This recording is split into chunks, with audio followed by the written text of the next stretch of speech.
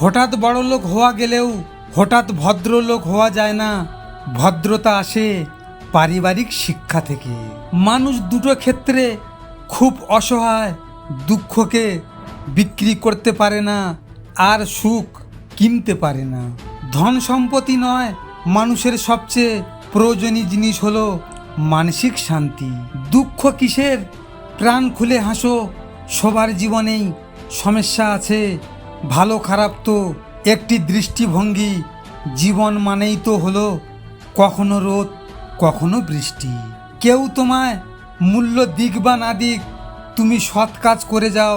কারণ সৎ কাজের মূল্য মানুষ কখনোই দিতে পারে না।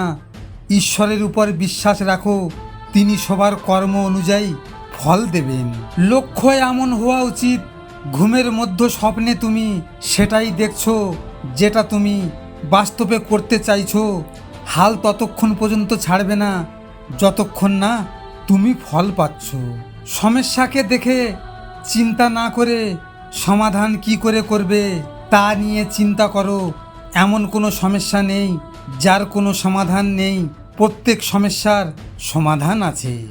Return ticket confirm. মনে রাখবেন, জন্ম নিলেই মৃত্যুকে প্রাপ্তি করতেই হবে। তাই যতদিন বেঁচে আছো হাসি খুশি নিয়ে জীবনটাকে বাঁচো। হিংসা, বিবাদ, ক্ষোভ একদিন চিন্তাতেই শেষ হয়ে যাবে। কিসের অহংকার করো? কি নিয়ে এসেছিলে যে আমার করো? এখানেই পেয়েছো, এখানেই রেখে যাবে। তুমি আজ যা ব্যবহার করছো, কাল তা অন্য কেউ ব্যবহার করবে।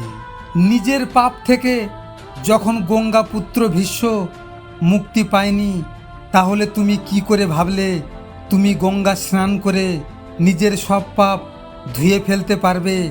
পাপীদের কোনো মুক্তি হয় না, পাপীদের শাস্তি পেতেই হবে, সে যেই হোক না কেন। এটাই নিয়তি।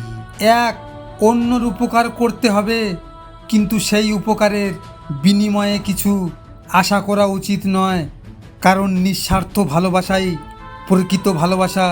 দুই, সফলতা পেতে হলে প্রতিদিনের ছোট্ট ছোট্ট অভ্যাস পরিবর্তন করতে হবে। প্রতিটি পদক্ষেপে ধৈর্য ধরতে হবে এবং নির্লস পরিশ্রম করতে হবে। তিন, বুদ্ধিমানের মতো কথা বলার চেয়ে সঠিক সময়ে কথা বলা অনেক বেশি গুরুত্বপূর্ণ। তুমি যেটা করতে চাইছো সেটা আজ থেকেই শুরু করো। তুমি যাদের সাথে ঘুরে আমোদ ফুর্তি করছো, তারা কিন্তু ঠিক তাদের ভবিষ্যৎ গুছিয়ে নিয়েই তোমার সাথে আনন্দ ফুর্তি করছে।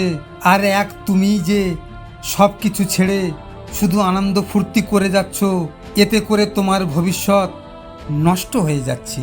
জীবনে এগিয়ে যাওয়ার রাস্তা কেউ তৈরি করে দেয় না, নিজেকেই তৈরি করে নিতে হয়।